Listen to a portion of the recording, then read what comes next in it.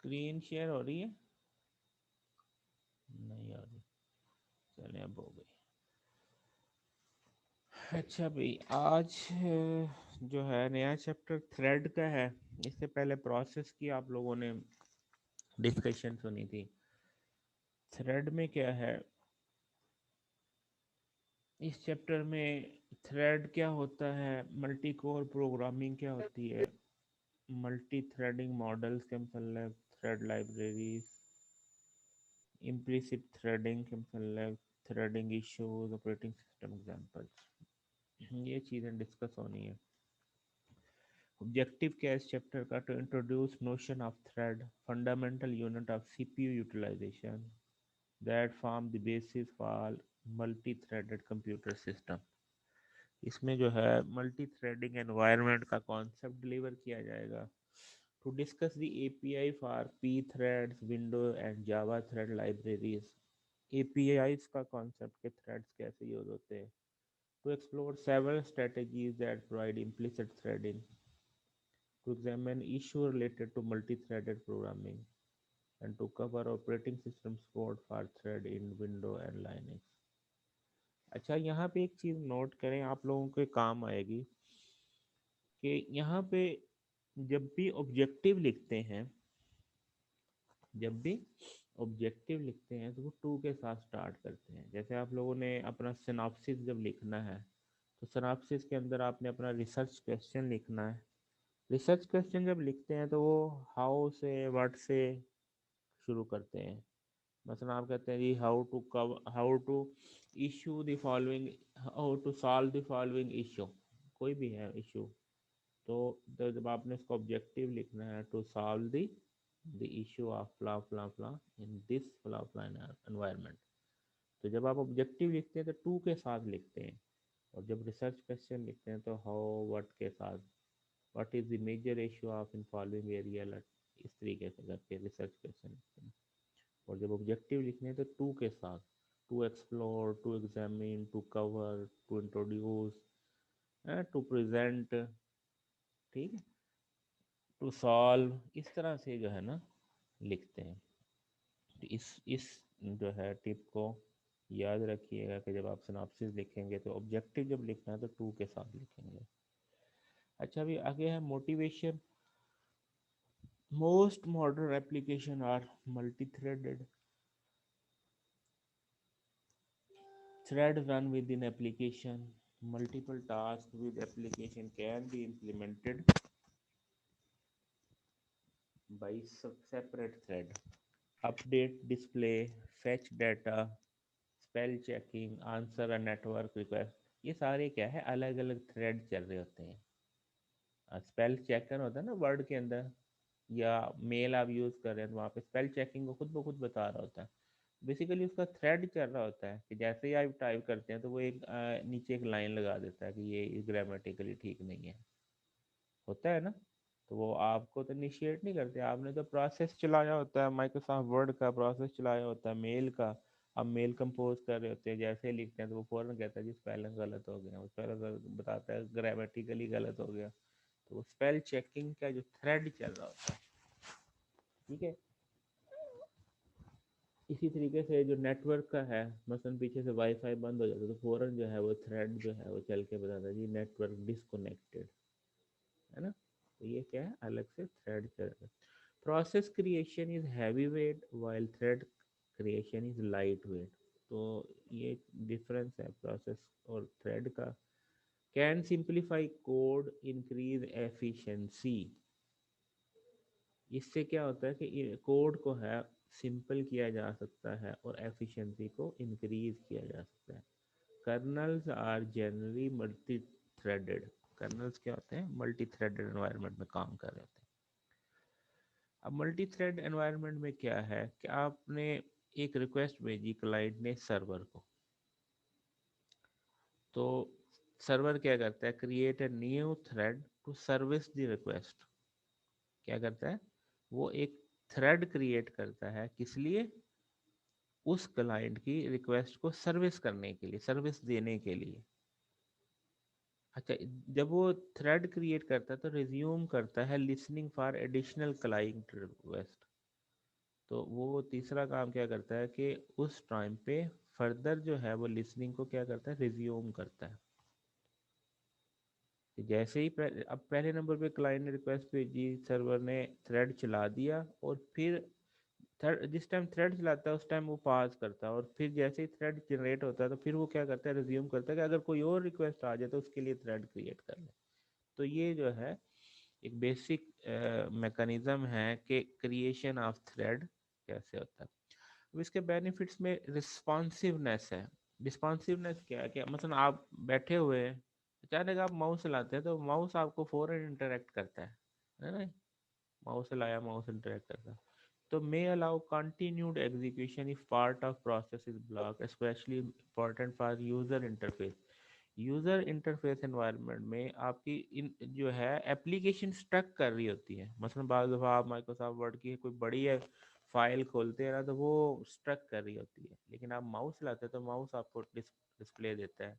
तो वो इसकी रिस्पॉन्सिवनेस की करेक्टरिस्टिक्स थ्रेड की वजह से होती है कि वो उसको जो है वो प्रायोरिटी देता है कि आपकी जो रिस्पॉन्सिवनेस की जो एक्टिविटीज़ हैं उनको फर्स्ट प्रेफरेंसेस देता है। उसके बाद है resource sharing. Thread share resources of process easier than shared memory और मैसेज पासिंग। तो थ्रेड जो है वो शेयर्ड मेमोरी और मैसेज पासिंग से बेहतर रिसोर्स की यूटिलाइजेशन जो है, रिसोर्स की शेयरिंग जो है वो प्रोवाइड करता है। फिर इकोनॉमिक है।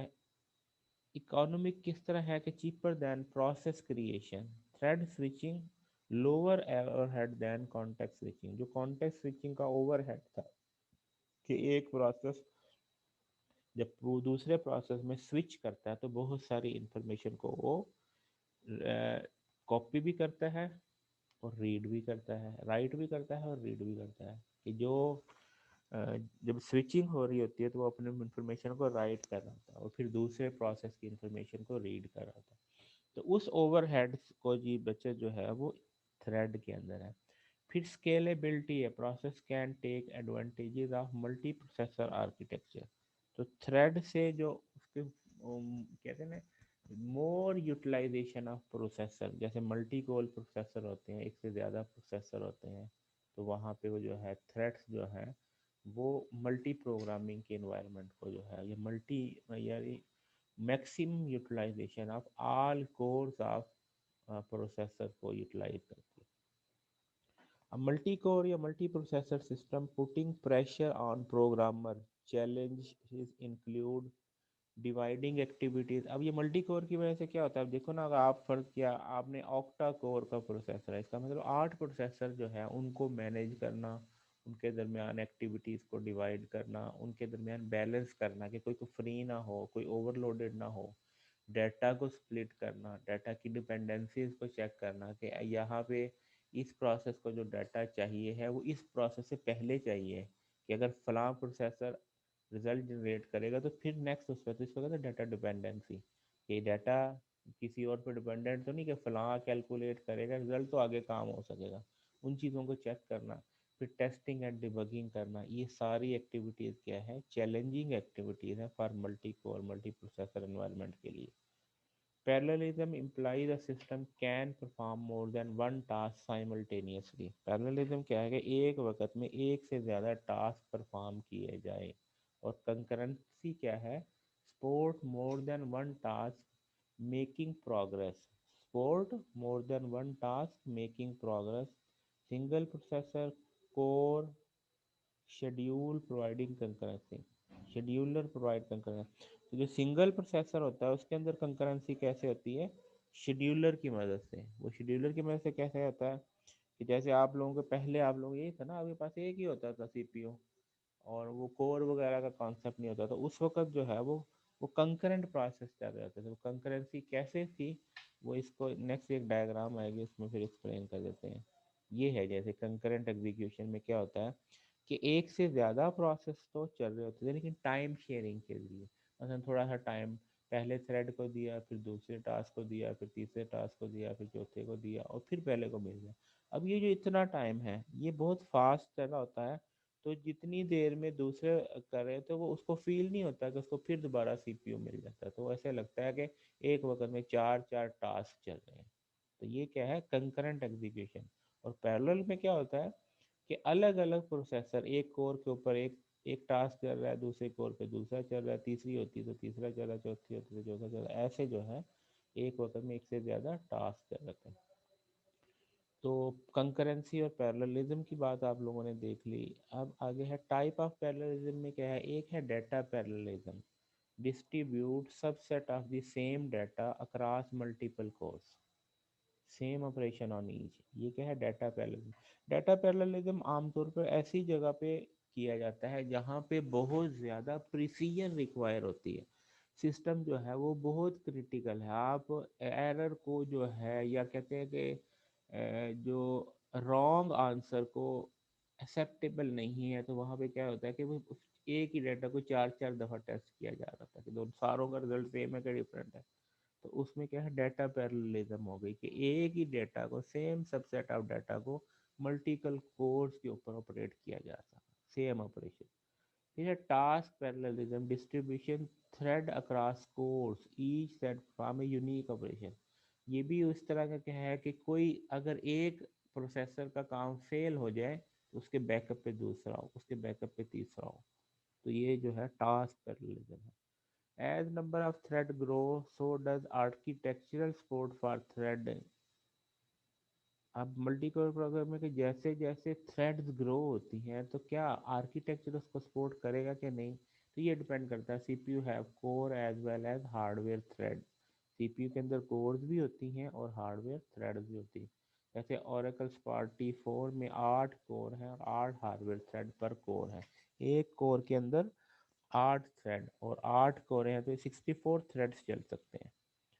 तो ये वो कंकरेंट और पैरेलल की बात आ गई कि मल्टी कोर के अंदर जो है एक वक्त में एक से ज़्यादा टास्क चल रहे होते हैं, और सिंगल में एक वक्त में एक ही चल रहा होता है, लेकिन टाइम शेयरिंग के ज़रिए इल्यूजन ऐसा ही यूज़र को मिलता है कि जैसे एक से ज़्यादा काम हो रहे होते हैं। उसके बाद सिंगल और multi threaded process.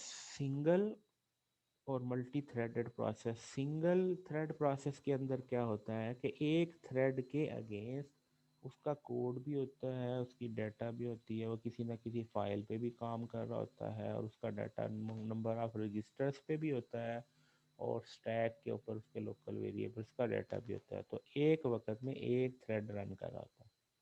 Multi threaded environment में हर थ्रेड का क्या होता है, अपनी कोड रजिस्टर स्टैक होता है, अपने कोड रजिस्टर स्टैक होता है, और वो ये सारी चीज़ें भी होता है, डाटा फाइल वगैरह सारा कुछ। तो ये एक वक्त में एक से ज़्यादा क्या है, थ्रेड चल रहे होते हैं। ये एमदल लॉ जो है वो एक बड़ा मशहूर लॉ था। वो एक फार्मूला जिसने प्रेजेंट किया कि अगर आपने मल्टी प्रोसेसर एनवायरनमेंट में मल्टी प्रोसेसर एनवायरनमेंट में आप एफिशिएंसी कैसे कैलकुलेट कर सकते हैं। तो स्पीड को कैलकुलेट करने के लिए ये बेसिकली आर्किटेक्चर के अंदर ये फार्मूला था अहमदुल्ला का। तो यहाँ पे भी चूंकि ये मल्टीपल प्रोसेसर की बात है तो यहाँ पे भी इसको दे दिया। Identify performance gain from adding additional code to an application that has both serial and parallel components.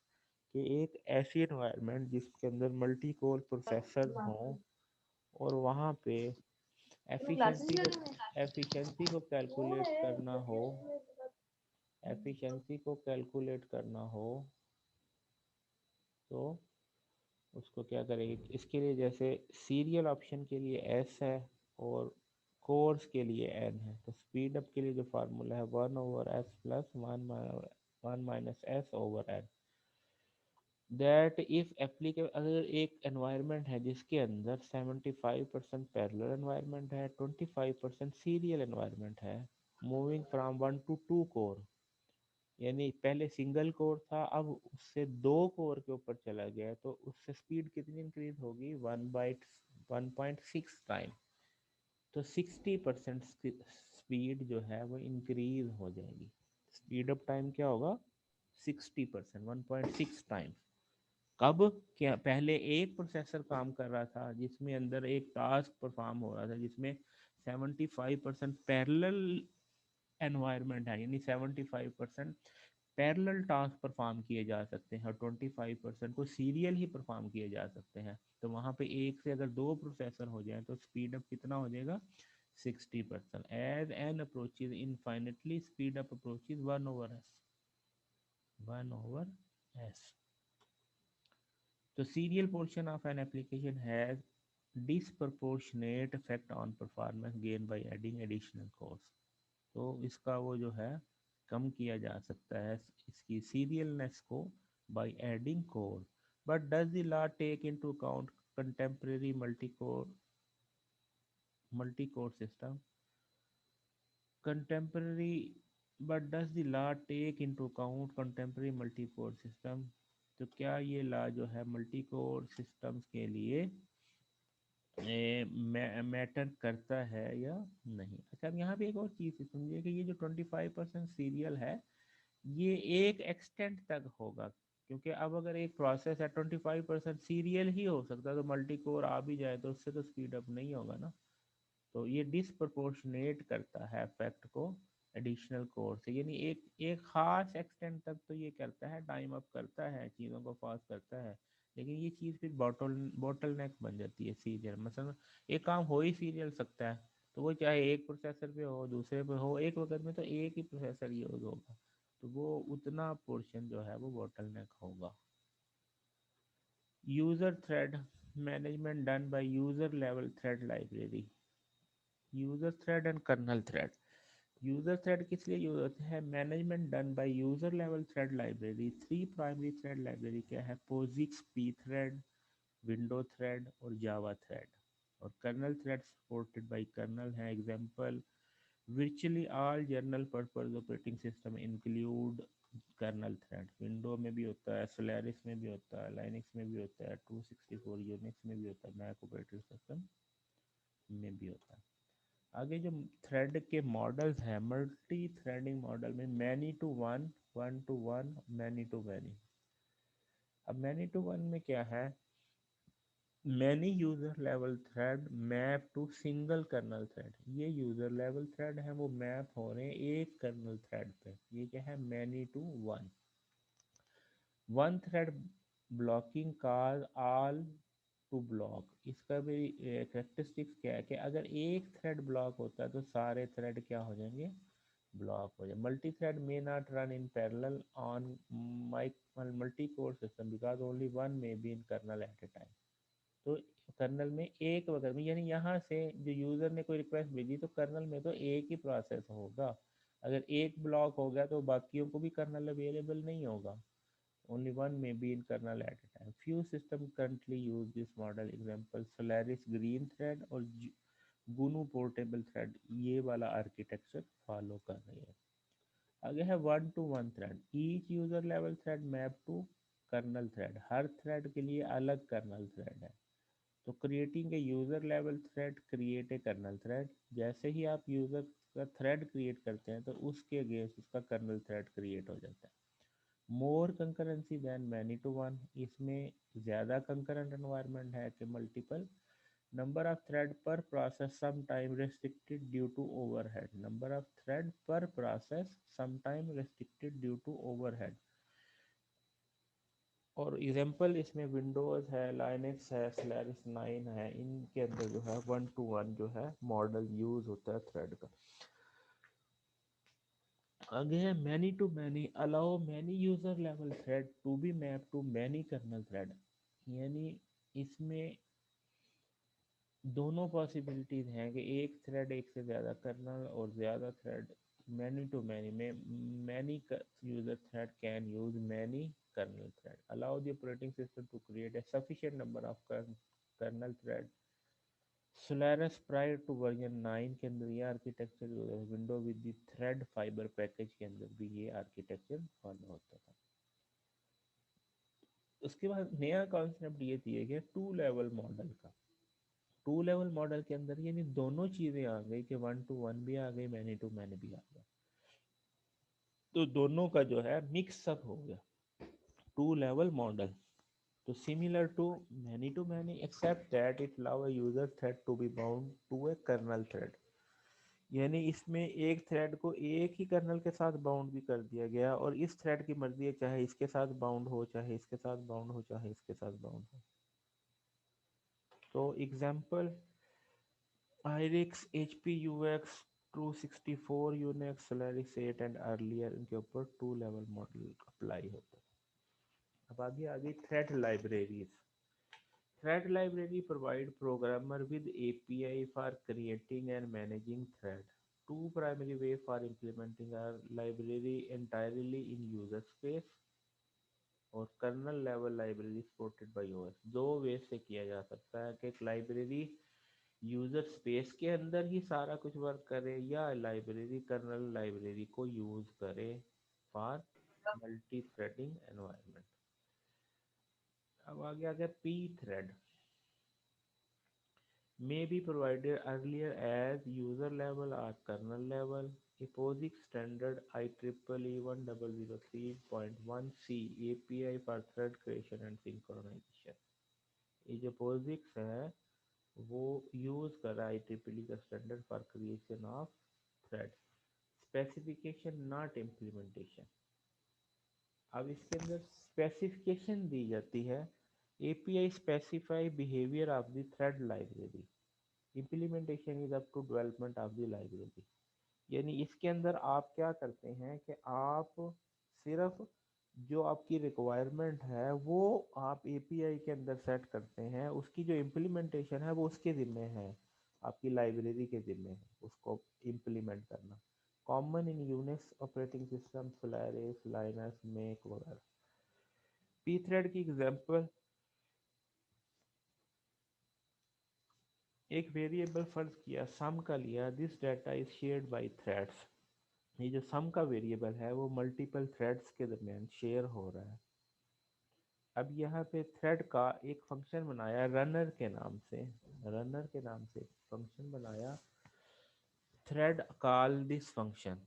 जो थ्रेड है वो इस फंक्शन को कॉल करता है। अगर आप लोगों ने मल्टी थ्रेड एनवायरनमेंट जावा में की हो तो वहाँ पे आपको एक चीज़ होता था, एक इंटरफेस होता था, रनएबल इंटरफेस।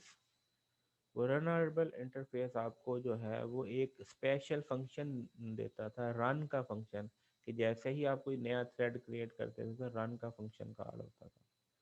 तो बल्कि मैं चाहूँगा कि आप लोग ये जितने भी ये आपके पास ये एपीआई के मॉडल्स हैं, इनके ऊपर आप लोग अपनी प्रेजेंटेशन बनाएं कि इनको यूज़ करके देखें कि आप मल्टीपल थ्रेडेड एनवायरनमेंट में कैसे प्रोग्राम कर सकते हैं। वो कोई भी छोटा मोटा टास्क भी किया जा सकता है कि जिसके अंदर आप ये शो करें कि अभी पहला थ्रेड चल रहा है, अब दूसरा चल रहा है, तीसरा चल रहा है।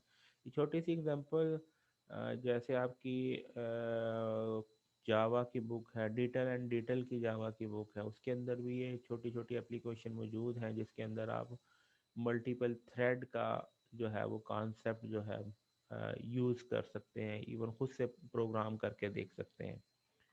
तो उसको जो है उसकी प्रेजेंटेशन बना ले और उसको जो है ना वो शेयर कर की जाए ताकि सारे जो है ना वो उसको देख लें। तो वो सब सब एनवायरनमेंट्स की जो है ना वो उसको, जिन लोगों का थोड़ा सा प्रोग्रामिंग का एप्टीट्यूड है तो वो करके देख लें और उसको बाकी लोगों के साथ शेयर कर लें। इसको सीआर जो है ये आप जो है ना ये मैनेज करके ना, जैसे आती हैं जो भी आपने प्रोसेस का किया और थ्रेड का किया, इसमें डिस्ट्रीब्यूट करके ग्रुप्स बना के और किसी एक्टिविटी को इसको मैनेज कर लें। सर ये करना सर कौन सी लैंग्वेज, जावा में? इसमें ना ये सारे ही है, जावा के अंदर भी है, सी के अंदर भी है। ठीक है। तो वो जो जो जी सर। एग्जांपल, जो एग्जांपल दी है, जिसको जो भी सूट करता है, किसी को सी पसंद है, किसी को जावा पसंद है। फिर कुछ जी सर। आप लोगों में कुछ लोग नेटवर्क के भी होंगे, तो फिर वो लाइनेक्स की एनवायरनमेंट में कुछ कोई चला के दिखा दे, कोई विंडो की एनवायरनमेंट में चला के दिखा दे, कोई सोलारिस की में, जिसमें जो जिसका जो है ना वो बनता है ना। यानी कहने का मतलब हर बंदा हर चीज़ का एक्सपर्ट नहीं होता, लेकिन जिसका जो बिल एप्टीट्यूड बनता है उससे ये होगा वो चीज़ सारों में शेयर हो जाए। जी बिल्कुल सर, इसकी कोई एग्जांपल होगी सर आपके पास, एग्जांपल के तौर पर कोई प्रोग्राम? मैं बता रहा हूँ ना कि जैसे मेरी नज़र से जैसे गुजरी थी कि डिटेल एंड डिटेल की बुक के अंदर जावा की प्रोग्रामिंग बनी हुई है, उसके अंदर इवन ये अब तो मसला ही कुछ नहीं होता, आप जो भी चीज़ गूगल करना चाहें, आप सिर्फ आपको ये पता होगा मैंने ये काम करना, आप उसको गूगल करें, आपके पास 100 एग्जांपल्स आ जाती हैं। उनको ट्राई सही करे, हो गया टेस्ट सर, करे, वो प्रेजेंट कर दे। सही। अच्छा सर, ये बताइए कि सर नेक्स्ट क्लासेस जितनी भी सर ऑनलाइन होंगी या फिजिकल होंगे सर? बच्चा मेरे पास ना ऐसा कोई वो है नहीं, अभी तो कोई इन्फॉर्मेशन ऐसी पहुंची नहीं, तो इसलिए मैं मुझे सिर्फ एक नोटिफिकेशन आया था जिसमें ये था कि ये आप लोगों ने, यानी फैकल्टी के लिए था कि आप लोगों ने 8 to 4 जैसे आप पहले आते होते थे वैसे आप जी लोगों ने सर। इंश्योर करना है, तो हम आ गए। सर उसमें, उसमें जी ये सर, उसमें चीज, मेरे ख्याल टीचिंग और नॉन टीचिंग स्टाफ तो स्टूडेंट का तो जिक्र नहीं था आई थिंक हाँ सो। यही वजह है ना, तो अब वो इसकी बना पे मैं आपको ये नहीं कह सकता कि आपकी ऑनलाइन है, मैं ये नहीं कह सकता फिजिकल, लेकिन मैं दोनों के लिए तैयार था। सही हो गया। अच्छा सर, और एग्जाम है जो सर मिड एग्जाम, हम्म। सर ये कब से स्टार्ट हो रहे हैं? उसका भी एक नोटिफिकेशन आया तो हुआ है जिसमें वो बताया चेंज, वो मैं देख के दोबारा आपको बता देता हूँ क्या डेट है उसमें। चलें ठीक हो गया सर। उसमें कुछ सर वो बता दीजिएगा। रिवाइज का एक शेड्यूल देखा था, मेरी नज़र से गुजरा था, मैं उसको दोबारा देख लेता हूँ। इसमें लिखा होता है कि जी इसकी सर। बजाय इतने बजे इतने तारीख को आपका वो होगा मिड। चलें सर, वो लास्ट में बताइएगा सर, क्योंकि काफी ज्यादा स्टूडेंट हैं जिन्होंने आना है, और हाँ मेरे ख्याल से सर एग्जाम ले भी सर फिजिकली रहे हैं। पता नहीं, यहाँ पे बहुत कुछ हो रहा है, कुछ बच्चे स्ट्राइक भी कर रहे थे जी हमारा ऑनलाइन ही, हमें हमें ऑनलाइन पढ़ाया, हमारा ऑनलाइन एग्जाम ले, पता नहीं क्या क्या हो रहा है यहाँ पे। सर वो तो है, लेकिन सर काफी ज्यादा उसका एमएस का ऑनलाइन है, लेकिन हमारा ऑनलाइन नहीं है। पता नहीं, ये नहीं मुझे अभी इसको कंफर्म किया जा सकता है भी क्या है क्या नहीं। बल्कि चलें आपको ठीक है सर, मैं आप लगा रहा हूँ। मैं आपको जी आपको डॉक्टर रमजान साहब नहीं पढ़ा रहे? सर, डॉक्टर रमजान साहब पढ़ा रहे हैं, डॉक्टर रमजान साहब के पास गए थे उस दिन। हाँ ना, वही है, तो वो चेयरमैन है, वो आपको सबसे जो है ना मोर अपडेटेड जो इन्फॉर्मेशन वही दे सकते हैं आपको। सर के पास गए थे फाइल लेके ना ऑनलाइन के लिए, पहले सर उमर साहब ने बुलाया था। अच्छा, वो तो किस्सा अलग था ना, वो तो तो इन्होंने कहा था। अच्छा। जी, तो सर के पास पहुंचे, सर ने पहले फाइल्स देखी, बोलता है ये गलती है, ठीक कर लें। उसके बाद दोबारा फाइल्स बना के गए सर के पास। हम्म। तो सर कुछ देर सोचते रहे, उसके बाद बोलते कि एमएस के तो है ही नहीं ऑनलाइन। ये मुझे वही बताएंगे कि भाई क्या है क्या नहीं, कि कुछ न कुछ होता है ना, डिसीजन पावर जो है वो चेयरमैन के पास है, आप इसको। चलिए सर, वो बता डेट बता दीजिए कि बाकी सर मैं आ रहा हूँ आपके पास थोड़ी देर तक। ठीक है। जी सर। हम्म। अच्छा भी, यहाँ पे पी थ्रेड की एग्जांपल आ गई इसमें, अब जो एनवायरनमेंट है।